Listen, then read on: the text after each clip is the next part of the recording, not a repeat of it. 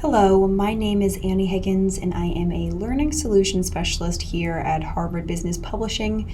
And today we are going to walk through together how to add content within a already curated pathway in Harvard ManageMentor Spark. So let's begin.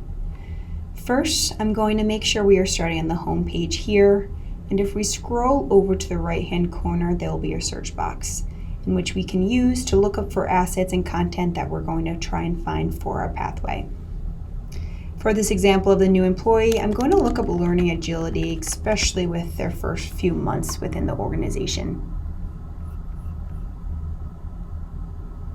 About 1,000 results come up, so we definitely need to narrow down this search by using these search features here, and I'm going to go down to the type and go down to videos.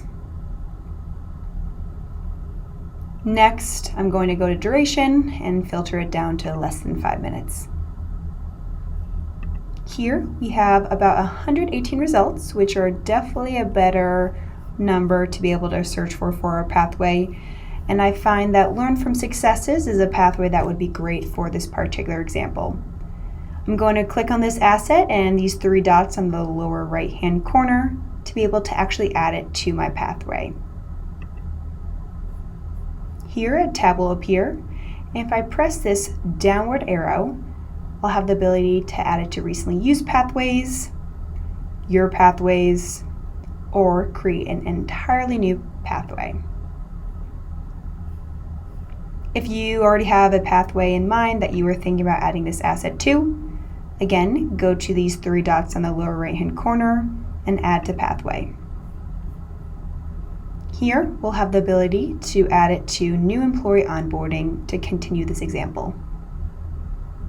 Now you have the ability to actually add it to a certain section, either section 1 or section 2. And we also have the ability to hold for later.